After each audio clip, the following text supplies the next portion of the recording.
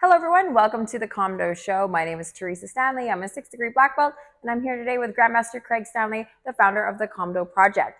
And we are talking about the last version in our video series on sine wave. We got how many versions of this one? It's just one. Just one. Just one, yeah. There's 10 altogether. Right. We've done 9 already. This is number 10. Okay. And it's called sliding. So in the pattern Huarang, great example. In fact, in the move previous to the sliding, it's doing slipping, which is another version of the sine wave. So you're going from a pressing block with an X fist, and you're stepping into an L stance, and you're sliding into the next move. So the action of the sine wave is literally the same as if I was in a walking stance and I just step into, which is the basic sine wave, stepping, moving from one stance to another place in the same or different stance. That's what's happening here. But we're adding another element, which is sliding, which really increases your mass movement into the target. So if I just stepped and I struck, that's fine. But if I slide and strike, my body mass is moving at the same time. More. And that's the sliding version of sine wave. When you do the sliding, you have to make sure that the end of the slide, when you stop, is the point of the execution of the technique. In this case, an elbow thrust. So when you're sliding, it strikes just as you finish the sliding action. And everything else still applies. You're gonna relax down, you're gonna come up, and then you're gonna go into the technique and the stance, and that's the sliding, and that's the down part. So you've got your sine wave, down, up, down, but the mass is way more effective in a sliding version, just like it is in jumping, coming down.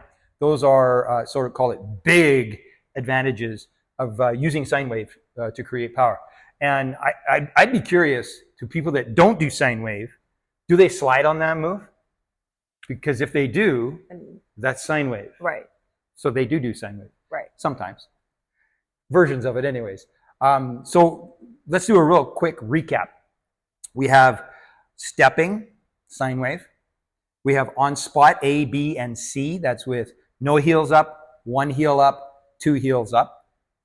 We have slipping. There's an A and a B version. The A version is where you can move your foot within half a shoulder width distance and out. The B version, you don't do that due to circumstance. Same thing with pulling, A and B versions. I mentioned jumping already. Mm-hmm. We've got that one. And we've got sliding. Were you counting? Because I wasn't. Pretty sure that's 10. Hopefully, yes. So that's 10 ways to create more power by utilizing sine wave action, sine wave motions. And they're not all the same. You can see they are very different in how they're done.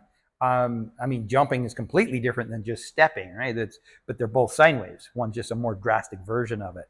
But that is sort of the hallmark of ITF Taekwondo style, creating more power utilizing sine wave motions.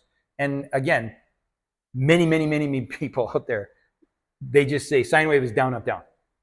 That's the umbrella term. 1 out of 10.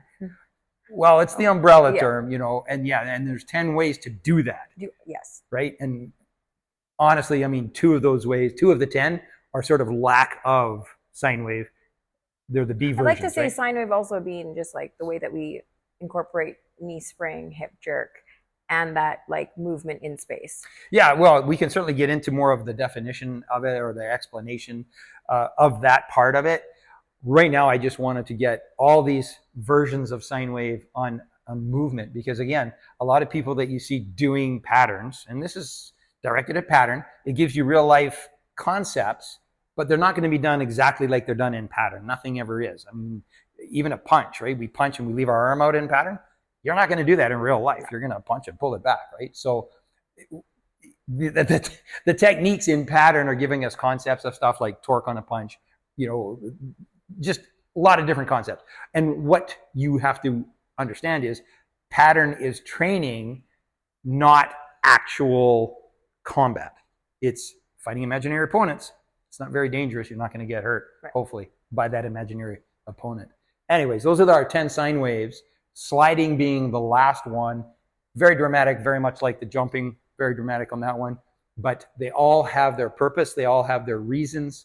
including the B versions of pulling and slipping, which again are kind of non-sine wave.